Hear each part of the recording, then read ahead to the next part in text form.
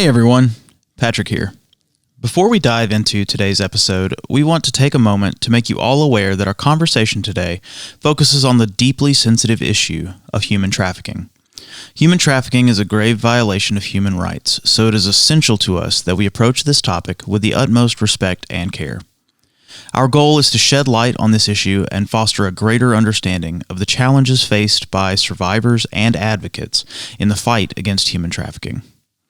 Our aim is to raise awareness, educate, and promote dialogue about this critical issue.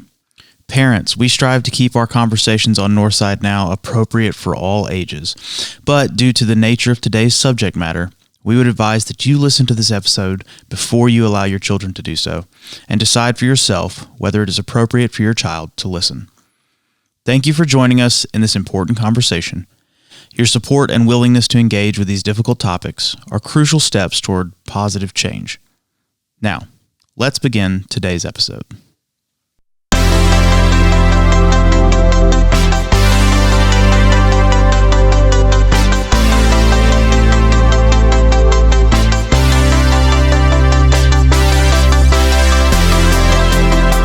Hello and welcome to another episode of Northside Now. This is the podcast where we take you on a tour through all of the ministries and the latest happenings around Northside Church to keep you better connected with your church family. My name is Patrick, and with me as always are my co-hosts, Glenn Miller and Kevin Bryant. What's up, guys? Hello. Hey. It's hello. How's everybody this week? Good. Good. Yeah. I don't Can't feel like a complain. lot's changed since last week when I was here, but yeah, But everything has changed, Patrick. that's true. A lot Different hasn't, week. but everything has. The more things change, the more they stay I feel like the there's same. something specific you're talking about that I'm not aware of. Did you take philosophy in school? Yes. And just the bizarreness of questions like that? What's real? Yeah, like, why do pink birds fly north in a south wind? And you find yourself like actually thinking about that for a minute. Like The closest wait, I got to a philosophy, I took a philosophy of religion class. Yeah. But it was really, we just talked that's about really like scary class. different religions, and yeah, it was interesting. But did you talk about the philosophy of the different religions? We did, yes. See? I enjoyed those classes, actually. They were a little bit mind-bending, but I enjoyed them. Yeah, it's interesting. We didn't cover fun stuff like whatever you said, north birds going south or whatever. Pink birds flying north and south wind. Yeah. Penguins. Okay, Benedict Cumberbatch. You knew what I was talking about. Yeah, we're here for part 2 of our conversation with Amber from the TBI. And we had a really good conversation. But this was one conversation we cut into. Kind of like scripture. Yeah. We Kings and Samuel. And Yeah. So we're One in the scroll. transcript. You'll see the numbers for the verses and and stuff on there too. So, Last week was first Amber. This is second Amber. but she does such a great job. And so again, I want to remind you that, like it says at the beginning, that dealing with some tough stuff, but yet, real terminology and things like that, and just real world what's going on, where we do have some great hope at the end of this episode to hang our hat on and to be prepared for. That's the thing for us to remember, is that this is something we need to work through and deal with. And just like a lot of things that are going on in life, this is just one of those things. But we did feel like it was important to address because there's so many different voices talking about it. So definitely go ahead and dive into this episode, or part 2, Amber part 2. Here we go.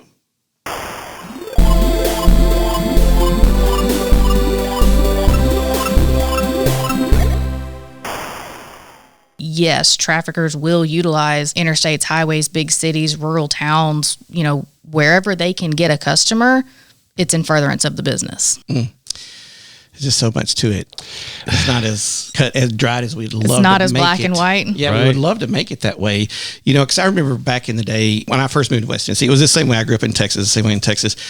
In some towns, there would be on the outskirts of towns these little shanty-looking, trailer-looking things, and it'd have the wall, and you're supposed to drive around and park behind it, and no telling what happened in massage parlors or whatever they were called, right? I know there was some South Jackson. I know there was some outside of Paris. I remember when I first moved here, I'd see those things, right?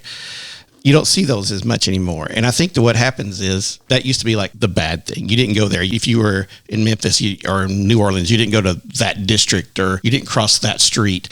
But today, that seems like everything's decentralized and it's just moved to all over the place. And I think that's what kind of scares a lot of people is we can't point at that side of town and say, that's where it's at. So, well, and I think that's what a lot of people don't realize. A lot of people want to, and forgive me for bringing up Memphis, but it truly is the best example. People want to look at inner city Memphis, specifically Lamar Avenue.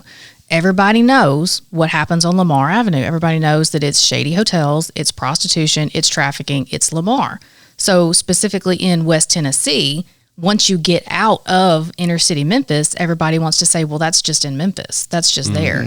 Or even if we come as far as Jackson, well, that's only on that street in Jackson. That's only down that track. Whereas in reality, yeah, it's there, but it's also in the nice neighborhoods. It's also near the schools. It's also out in the country where somebody has 25 acres and you wouldn't ever think that they're trafficking their kid for drugs. We've had those cases. That is the reality. It's not just in that one track. It's not just that other side of the railroad tracks, the shady part of town. It really is everywhere. yeah. And I think that brings me in my mind to the part that nobody really wants to talk about. If there wasn't a demand for this, there wouldn't be suppliers. Okay. So who is the demand? Is it just the quote unquote creepy person behind the computer? Who are we talking about? Who are the buyers? So it's funny you bring that up because a lot of times that is a sticking point where we have to dispel these myths of, okay, what does a trafficker look like? Okay, we'll talk about that. A trafficker could be anybody. It's not always the gangbanger in Memphis. It could be somebody's grandmother. You just don't want to think about that. Okay, well, on the flip side, who is purchasing commercial sex? Right. We want to think about the creepy man in the van on the internet down in somebody's basement. Yeah, that happens. But guess what? It's also people that look like you. It's people that look like me. A purchaser of commercial sex is just somebody that is interested in buying sex from someone. It really is that simple. It's very similar to the drug trade. What does your average drug user look like? Anybody. What does your average quintessential John look like? It could be anybody. We have had white men, white women, black women, young, old. We have had all of it. So it's an issue that impacts us. And I think that's the biggest thing for me is that when we go see a movie, we're like, oh, wow, this is really bad. And yet it's been happening all the time. We just don't see it, or maybe we don't want to see it. I will say, I think that is a big part of it, which we've been getting more interest in people wanting education and awareness on trafficking, the reality of what it is. What does it really look like? What does it look like in my hometown? What does it look like in my state? What does it not look like? Tell me what's true, what's not true. And I think some of it may be willful ignorance. Yeah. It's kind of one of those, if you don't want to see the bad, you won't see the bad. You'll only see the good. And I mean, there is benefit to that. You don't want to always have bad things in your mind. You don't want to always look at the bad side of things. You want to see the brighter side of life. Sure. But it's also important, especially in your positions with the church, you have to be aware of that darker side of life so that you can recognize it, so that you can be able to appropriately respond to it. I heard someone say one time, trying to figure out what you do. You know, how do you connect with someone on either side of that equation and be the hands and feet of Jesus? Because that's what we're called to be. I know when you've had trauma, serious trauma, from that point of view, it's like you have internal radar and you can tell someone who's safe and someone who isn't. And so the challenge is, if you were anywhere, in the grocery store, anywhere, and someone came up and told you a story, could you do it without flinching? Could you just accept them for who they are and listen? I don't know that I would be able to do that in every circumstance, but I think that's a goal that we can, by educating ourselves, understanding it, hearing it, so it's not such a shock. Because I know that if you feel someone safe and you're trying to tell their story and they react, even non-verbally, it will shut you down. And that may be their one chance to tell someone, and now they're incentivized to be silent because it's too traumatic. So that's the challenge for me personally, is how can I understand it, learn about it enough so that if someone felt safe enough coming to talk to me, that I wouldn't react that way. I would just accept them and see what I could do. They have needs that need to be met. How can I meet the needs? I think it's important on that line to have the education and awareness within yourself and to proactively seek out that education, because once you're educated on it, it takes away the shock factor. Right. And so when someone comes to you and they see you as a safe person, they want to tell you your story, you've already removed the shock factor. So all you have to do is listen. And as much as we don't want to learn from the bad guys, there's something to learn from the bad guys. How are they doing the grooming? How are they doing the boyfriending? They're offering something that wasn't offered before. Love, acceptance, protection. Well, those are things that we can offer just as people. We can offer love. We can offer acceptance. We can offer protection to some level. So I think that's a lesson that we can take away, is educating ourselves, remove that shock factor, so that, yeah, I'll listen to your story. Absolutely. And that's what I always appreciate when we have law enforcement in here talking about these kinds of things, is that it seems like they're always so calm. But I think some of it, and you can correct me if I'm wrong, some of it is that they've seen it before or they've learned about it, and that shock factor is not there. Yeah. And so then they can move past that and actually deal with the person. And I do know, listening to some of these stories, that it's so incredibly huge for a victim and survivor to know that they're worth something, that they're valued, because that's one of the reasons why so many stay in it, because they see somebody appreciates them, even if it's very unhealthy, when they don't feel they're worth anything. Yeah. And we heard that a little bit when we talked with the Scarlet Rope Project, coming from a place of total not feeling like you're worth anything to finding out you have value. Yeah. That you are important. Well, and it's important for them to realize, which we can tell them all day long, but it's important for them to realize that your value is way more than just what your physical body can provide. Oh, yeah. Because they've been taught this is your only worth. Therefore, they do feel worthless and like they have no value. So whenever we interact with them and we can tell you, no, you have value. You are smart. You are educated. You have these other skills. You have value. Your life has worth outside of what your physical body does or can do. Mm-hmm. That's what's so important, I think, about being involved in a church like Northside, like ours, is because I know the children's and youth and young adult ministries, they spend a lot of time talking about your worth and what God sees in you, what God created in you, and helping you to see that, helping others to see that in you, and helping you to see that in others. You know, building that community, not only with one another within the body, but also within yourself. Yeah. And so like you're saying, when you're not getting that in the family, you know, it's good to make sure there's other things in our world and other people coming up alongside of them, walking alongside them healthily to help provide that for them. Just keep it in front of them all the time. So Self-esteem and self-worth, especially in a youth population, even a little bit goes so far. yeah. Because any little bit of you have value or you are worthy, even if someone has had some adverse childhood experiences, that can kind of help to balance that out. Exactly. Because we know that those adverse childhood experiences are going to have an effect on development, but so is the positivity. So Exactly. is that good interaction of you're worth something, you have value, you're smart, you are intelligent, look at all your skills, that it helps to balance out the trauma. Yeah. You used the word industry earlier, and that's one we definitely use a lot too, especially when we talk around the world of pornographic images and computer stuff. And everybody has the phone right there in their hands and stuff. And I think it's the growing number one area is like junior high girls right now. A lot of people are like, oh, it's the guys. Well, yeah, they are, but you know, the girls are pretty active too. Yes, because they are. they're curious and they hear people talking about it all the time, but they're always talking to the guys. So what are they talking about to the girls? Well, I think that's been kind of a lost population in some ways. But getting to this point right here is, you talking about Snapchat and stuff like that. I have friends that do some of what you do.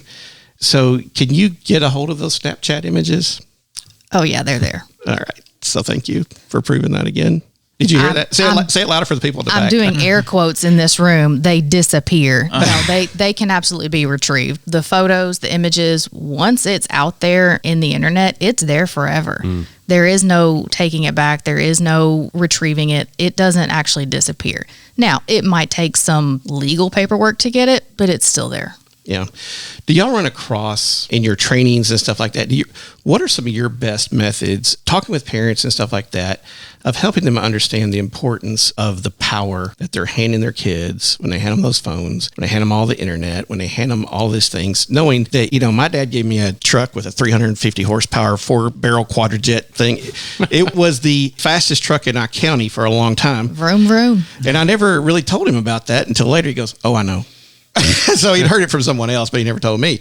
But, that's a lot of power and it's a lot of stuff going on, but both can kill you, both can hurt you. So what do y'all tell parents and things whenever you're coming to the point of really getting down to it and saying, hey, these are the things you need to be aware of as a family, as a church family, as a grandparent. These are the things you need to be aware of. And it's just too simple to just say, don't do it. Because they're not going to do it. Right. So there's sex there, don't do it. Yeah. There's drugs there, don't do it. So what are some of the things you're going to use to help them learn about this stuff? So my disclaimer is I do not have children, so I would never in a million years try to tell someone how to parent their child. Sure. But in my line of work, I feel like I do have a little bit of credibility to what I can say. Exactly. So the number one thing that I tell parents, it starts with communication. It starts with talk to your kids. Talk to your kids about the things that are uncomfortable. Talk to your kids about drugs, what they're called, what they look like, what they do to you. Talk to your kids about sex. Have those uncomfortable conversations. Not just this is how sex was designed, not just this is biologically how sex works. Mm-hmm. You have to open up that world, because before we were talking about taking away the shock factor.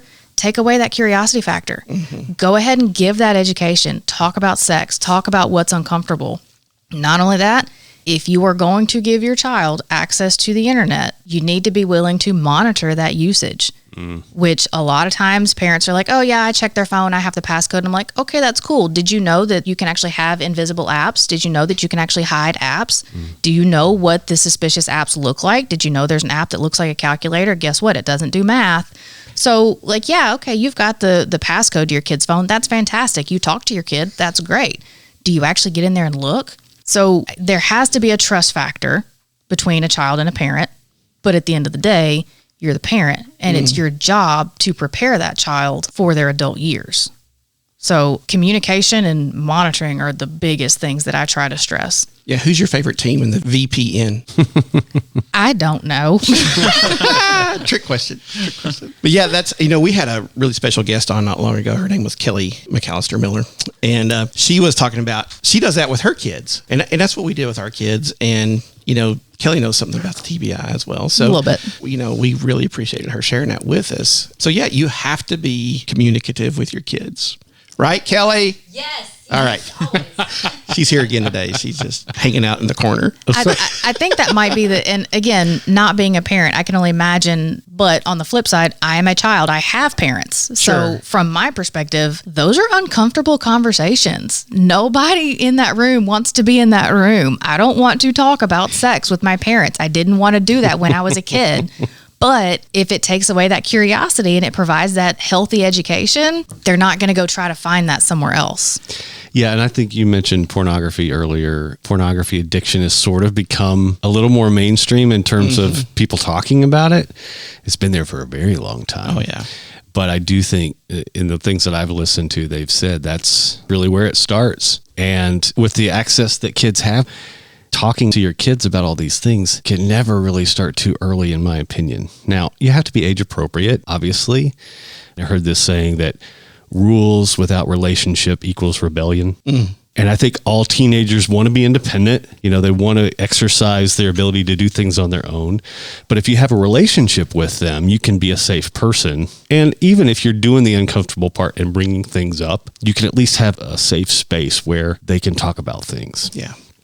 I think in my experience, a lot of times parents don't want to do that because they're going to have to face their mistakes, their stuff. There's a lot of shame there. When they were a kid and when they were a teenager, and they just don't want to do that. They don't want to reveal that because my kid thinks I'm a superhero, Right. So I don't want to tarnish that. So I think that those conversations don't happen a lot because of that. But I mean, there's a reason everybody's supposed to eat dinner together, right? To have those conversations. So, families don't even spend time together to have great conversations anymore. So there's a lot to it, and it's just not simple. It's not black and white. It takes a lot of effort. And I think that's the thing to know is it does take a lot of effort. You have to keep yourself educated on what's going on. Kids definitely do. They definitely hear about it and know what's going on. You have to kind of keep yourself ahead of what's happening out there. So you don't have to immerse yourself in it and be so worried that you won't let your kid breathe without, you must be in a bubble before you go outside and put towers around your house with machine guns on them or anything weird like that, That may be part of the difficult part is kids, just being kids, young teenagers, whatever, they're going to be exposed to it because it's just the nature of being a kid. Sure. Whereas we as adults and those that are parents, it takes that intentionality to actually expose yourself to things, because we have learned how to shield ourselves. We have learned how to protect ourselves. So to then flip that script and intentionally expose yourself to remove the shock factor, remove your own curiosity maybe, and educate yourself so you can educate your kids, that level of intentionality, that's off-putting for some people. Yeah. We know a lot of things walk hand in hand, right? And you've mentioned it several times.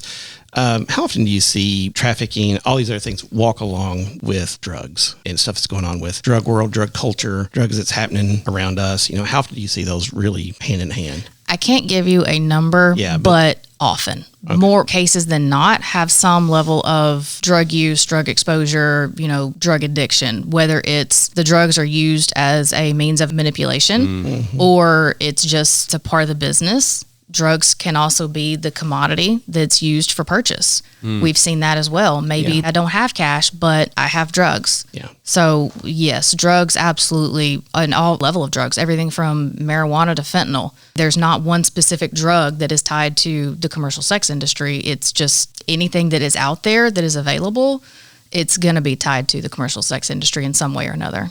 And how does that work too with like organized crime? I mean, I think when we hear organized crime, we think one of like the mob, like Chicago, and Capone and all that, or we think of gangs. And I know if you get a couple people together and they're trying to make up a plan, that's organized crime, right? But how much are you seeing of that it's kind of organized crime-ish going on around West Tennessee? So we definitely do see on that organized crime side of it, we see the gang affiliation.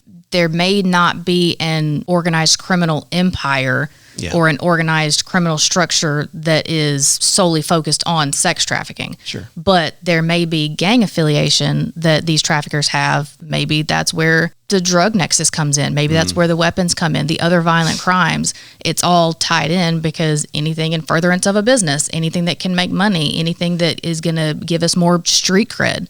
So we do see gang affiliation a lot. We see that more with what we refer to as the pimp recruited and controlled as opposed to the familial trafficking. I know we've kind of talked about both. Sure. A lot of times our gang affiliation is going to be that pimp recruited and controlled because it's also going to be tied into their drug business, into the weapons business, into the other violent crimes, the smash and grabs, the burglaries. Because yes, one of these may make more money than the other, but if you can do them all and make all the money, there's the business. Is there certain gangs that are more involved with one of those than another?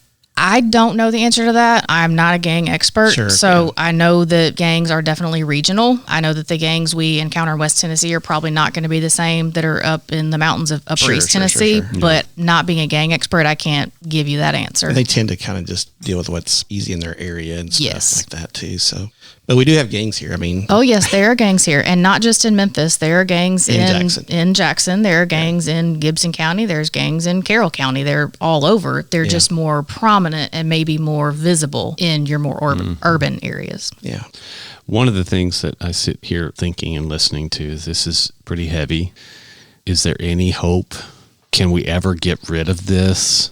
Those questions kind of flood my mind. And I tend to be a person trying to think cup half full instead of half empty. But I think as long as there's humans involved, we're going to be dealing with some pretty serious issues. But in your line of work, where are the bright spots? Where do you find we have huge opportunity if people are just willing and or can do fill in the blank? I don't want to leave people feeling helpless, like there's nothing we can do about this. Obviously, you want to have good relationships with your kids if you're a parent. If you're a believer, think about how Jesus would deal with anyone involved, either a victim or a buyer, those kinds of things. But what can we do? So I think the big thing from my law enforcement perspective is the education and awareness and training that we are trying to provide to anybody who will ask. It is rare we turn down any opportunity to talk about the reality of human trafficking. It's got to be some pretty severe circumstances for us to be like, no, we're not going to teach you. So the education and awareness piece of it, the reason I point to that is because the more people that understand the reality of it and understand that, yes, it is in your backyard and can learn to recognize it and how to respond to it, that makes law enforcement more aware of the bigger picture. And so the more hotline tips and calls that we get, the more referrals that we get from parents, from grandparents, from school teachers, from Department of Children's Services, the more emails that we get, the more contacts we get saying, hey, there's something going on here. Maybe that's fewer kids that are falling through the cracks. Because I've already told you, there's only 2 of us in West Tennessee for TBI that work these cases. Yeah. I can't be everywhere all the time to see everything. I can only work what I'm aware of. So I think a big piece of it is just more awareness and more education so that we can get those tips and maybe those kids don't fall through the cracks. Because if we can tackle it at that younger age, maybe we can put a dent in it. I refuse to lose hope. I agree, as long as there are humans involved. I hate saying this, but I'm in law enforcement. As long as there's crime, I have job security. Yeah. It is what it is. Yeah. But I have also steered my law enforcement career to be very victim-centered. I try to be trauma-informed and victim-focused. My goal is to help victims and survivors. Yes, I want to prosecute the bad guys, and I may get in trouble for this, but not at the risk of further detriment to my victim. If going through a trial and prosecution is going to cause more harm to my victim, I'll get that guy on the next one. So if we can maybe put a dent in it with some of the youth population, making them more aware of the dangers that are out there and how to not be a victim of the grooming and the boyfriending and being aware, maybe we can put a dent in it. May not be in my lifetime, but if I can have a part in the start of it, I'll keep hope for that. That's such a good point, because that reminds me of a stat you probably heard about boys and girls over their lifetime. X amount, 25%, maybe 1 in 4 girls will be assaulted or a victim of sexual abuse or something like that. I see lots of different stats, maybe 1 in 9, 1 in 4, whatever it is. It could be a lot more than that because people don't report, because it's very shameful. They're fearful what will happen to them. And I speak from experience. If we can address that by talking about it, like you said, Amber, like continuing to have this be programs in churches and schools and things like that, maybe we have a chance to be able to have young people see it in people they know and be able to, I don't know necessarily intervene, but at least be aware of it so that they can see those warning signs in people they know or friends, that kind of thing. Well, and I think we're reminded too, Jesus said there'll be wars and rumors of wars. There's sin. And he came for the conquering of that sin. Now, he has to do that in your life. We can't do that on our own. I wish we could sometimes. He does the transformation. He does the transformation. So there is hope in him. But there's also hope because we know our kids, just like us, just like you go back to what's easy for us, the greatest generation, you were born for such a time as this. And these things were going on when Jesus was here on the planet. It's very documented in the Bible. And they're still going on today. What we need to do is make that difference in that one person. And that's the thing. So we have to keep talking about it. We have to keep our children need to be prepared. And that's our job, to help them be prepared for such a time as this. And this is their time. And, so we need to help them be prepared for that. So yeah, this is not the pizza party stuff of ministry. That's for sure. It's the messy stuff. That's not always fun, but yet it's the stuff you have to do.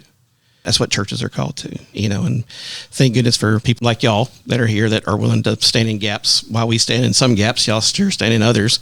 And teach us, Yeah. Be able to relate to learn us. from your experiences. Well, I appreciate you guys in particular for kind of getting out on the front of this and saying, hey, we need to know what's real. We need to know what's here. We need to know the reality of it. Like, yeah, we went and we saw a movie, but what's actually going on here at home? What do we do with it here? Because if it's not for people like you taking that initiative to, I want to be educated so that I can educate others, you're doing half my job. Well, and I think that was the end of the movie. There's some stats they show, and those were like 4 or 5 years ago when they actually filmed that movie, where this takes place in another country kind of thing. But that's the stats, where the United States is leading in the amount of money spent, the amount of people involved. I mean, this is not a thing on another shore. This is not a thing in another country, on another hemisphere, another side of the world. This is in our front door, in our backyard, and we need to address that and quit dreaming that it's somewhere in a far, far off land, in a galaxy far, far away. I heard one of the survivors who was really wise. I really appreciate her sharing a story. Said that everybody has one of 3 things. They have time, talent, or treasure. And you can use any one of those things to address fill in the blank issue, but this one in particular that we're talking about. You might have time to volunteer. Scarlet Row Project is something we've talked about and served, in some capacity as a church, but you can volunteer for that. there's talent. You might, after hearing this podcast, may really get an idea to become a speaker, to talk about it, or to go into law enforcement to deal with this particular issue. And maybe you don't have either one of those things, but you might have some resources you can put to it. I imagine Scarlet Rope Project wouldn't turn down any donations to help with that victim care and rehabilitation part of it, because that's a huge thing. So if you are able to get someone out of the life, it's not like, great, that's it, you're done. Yeah.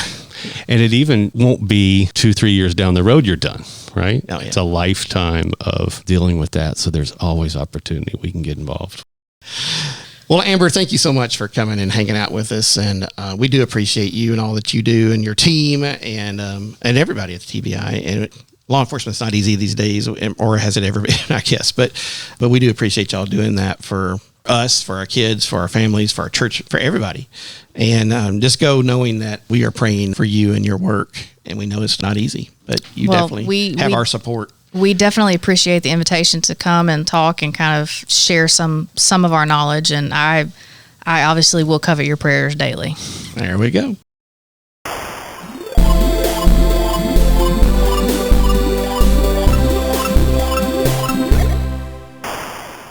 I like what you said, Glenn, about to remind people that we do have hope, as Christians, because, this can get to be a very heavy topic. I just appreciated how you brought that back around. Well, and we talked with Amber afterwards because we just wanted to visit with her a little bit more, just to know her better. She goes to church every Sunday and, has a great support system, and a lot of people watch out for her and take care of her. And, she does a tough job and deals with a lot of tough stuff every day. And that's the great thing. I could see there's hope in her, there's hope in her eyes and her voice and how she carries herself. And so that does help me too.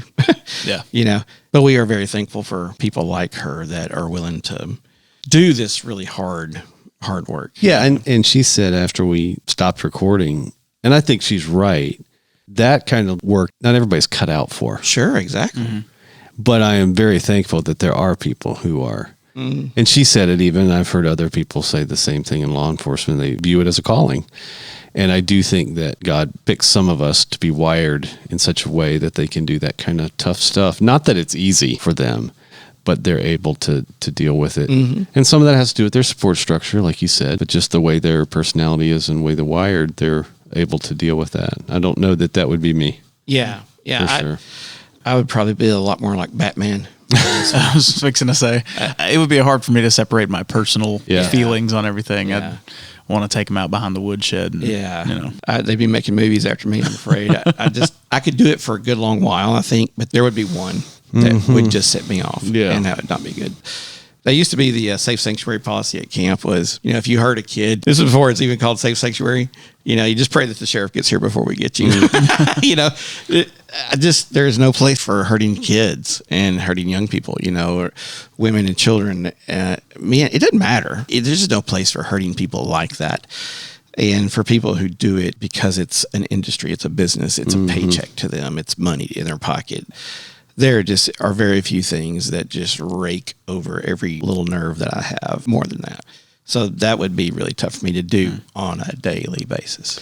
But again, as I mentioned in the conversation, I've heard some really impactful conversations from survivors about how it's just viewed their body as a commodity. Mm. It doesn't matter who the face is, the person inside, it's a thing that's bought and sold. Having kids myself, I find that really hard to grasp when you know that your kids are people. Yeah. But that's the way the transactions are made. They're buyers, they're sellers, and that's the way the business goes. And so I think we all have an opportunity, at the very least, to educate ourselves more. Educate and be a little more aware about what's going on around you, and listen with a little different ear and watch with a different eye. And I think what we learned, it goes for anybody. If someone saw you either as a member of a church or just whatever and felt like they could approach you, would you be a safe person for them? Mm. And seriously searching yourself and saying, would I be or not? Being in that kind of environment, I know that you have to talk less and listen more. Yeah. For sure. And if that's something you struggle with, I think we all do it at times, but if that's something you struggle with, there's maybe an opportunity there to see how, God can change you and Because I can only imagine the worst thing would be if you are trying to get help and you seek someone and they don't listen. Yeah. You know, we hear this with kids. If, you know, a kid reports something, you believe them. Mm-hmm. You don't just say, oh, well, that couldn't happen. I know them. They didn't do that. Well, you know, why would a kid lie about that? Sure. First of all, but, you know, I think in general, kids want to be good. They are good when they can. And if they can't, there's probably something else going on. There could be family life. There could be early childhood experiences and trauma. Maybe that's Pollyanna for me to believe, but I do believe that people are good when they can be. And if they aren't, it's because of something. There's a reason. There's a need, perhaps unmet, that needs to be met. Factor. Yeah, there's a reason. Yeah. Anyway, good conversation. Yeah, good stuff. And like we said at the end of the first episode, if you're got a group and you would like to have them come out, you know, I said they do a lot of education, let us know and we can put you in with the right people to make that happen. So definitely thanks to Amber and to Kelly who helped us set that up. And so I appreciate them coming by and sharing with us. And Patrick, I believe there's a few things. We went through a pretty good list last week, but I'm sure we've probably knocked a few of those off between now and then. We've knocked maybe one or two off. So this week, this Friday night, we have Parents' Night Out. That's going to be from 5:30 to 8:30 p.m. for kids 8 weeks to 10 years old. It's $5 per kid, but a $10 max per family. They're going to have some pizza and give you parents some downtime to, you know, take a nap, go see a movie, get some shopping done, whatever you need to do. You can sign up for that. Let us know you're coming so we can make sure we get enough pizza and stuff. You can sign up for that on the app or on the website. Just go to our events page, or you can contact Miranda Goldsby, and she'll get you all straightened out. Cool. Yeah. And then on Sunday, don't forget, we have our congregational meeting right after the 11 o'clock service in Hope Hall. If you want to know a little bit more about what's going on around here, come bug the board members. They'll appreciate me saying that. There needs to be a flyer. Bug the board. Bug the board. I think the emails for the boards are still active as well. So if you do want to email the boards, you can email them at elders@northsidejackson.com and servantdirectors@northsidejackson.com. And then on the 20th, next Wednesday night, we're going to have a church picnic instead of dinner. So at 5 o'clock p.m. when we would normally have dinner in Hope Hall, we're going to do marshmallows and hot dogs and stuff down behind the church by the fire pit and the Vesper ring. So that'll be a good time for some fellowship, some games, hot dogs. Who doesn't like roasting marshmallows either? You know what I mean? That's just going to be a good time. And then we're going to go into our normal Wednesday night activities as far as Bible studies, choir practice, children, youth, all that fun stuff at 6:15. And then coming up, we still have our older elementary retreat for the 3rd through 5th graders. So if you haven't signed your kid up for that yet, make sure you do that. That's going to be September 29th through October the 1st. They're going to take those kids to Lakeshore for a good old time. I remember going on 3rd and 5th grade retreats at Lakeshore. Yeah. For a good old time. Good old time. Leave me alone. And then I think there's still time to sign up for the Emmaus Walks coming up in October. The men's Emmaus retreat is the weekend of October the 5th, and the women's is the weekend of October the 19th. But if you would like to sign up for either of those weekends, contact Daphne Moses, and she will get you squared away. One of the best weekends that you'll have in just a long, long time. Yeah. So I highly encourage you, if you've not done that, to do that. Yeah, and I'm going to go ahead and say, make sure this is on your radar. On October the 29th is going to be Trunk or Treat. Now, I've been informed that what that's going to look like is still kind of being figured out. It's going to be 2.0, bigger and better than ever. But what exactly that's going to be, I've been told not to give too many details. But make sure you put on your calendar October the 29th for Trunk or Treat. But we will say, because we've done some work on looking at how much candy costs this year. Yeah. Start early. Go ahead and start buying now. Because your budget might need you to. Yeah. Because wow. And it might be a good idea to do that just before the pricing hikes. Doesn't that typically happen right before Halloween? That's probably already gone up at this point. I saw someone's yard decorated for Halloween the other day. Oh, Yeah. really? Already? Oh, yeah. I've seen Halloween decorations and stuff. Before since- Labor Day? Oh, Isn't yeah. that crazy? Since August, yeah. For sure. Since August? Uh-huh. Oh, yeah. Unbelievable. Really? Oh, yeah. I haven't seen a Christmas commercial yet. I know that will happen after Halloween is starting to give Christmas a run for It their really money. is. Actually, I've heard that the amounts of money, especially in the decoration world, the gap is narrowing quickly. Yeah. Yeah, I've heard that recently too. But wow. Yeah. That caught me off guard. And then we've got some good stuff coming up on the podcast. Next week, we've got Andrew Irvin. I know you've all been waiting breathlessly to hear what he has to say. Kevin's laughing at me. Yeah. I know you've all been waiting to hear him talk, so get to know him a little bit better. So tune in next week for sure as we talk to Andrew. And the week after that, we're going to sit down with the Director of Downtown Development, Beth Ann Simpson. So we've got some good stuff coming You're up. wondering what's going on in downtown Jackson? You want to know what's going on in downtown Jackson? Well, We have the lady. yeah. Well, She will in a tell couple us. of weeks. Get the scoop. Well, guys, thanks for podcasting with me. Thanks to all of you out there in the world for listening. If you enjoyed this episode and you'd like to help support the podcast, please share it with others, post about it on social media, or leave a rating and review. To catch all the latest from us, you can follow us on Instagram at Northside Now Podcast. Go to our website, northsidejackson.com, or email us at podcast@northsidejackson.com. We hope to hear from you soon. Once again, this is Patrick. This is Glenn. I'm Kevin.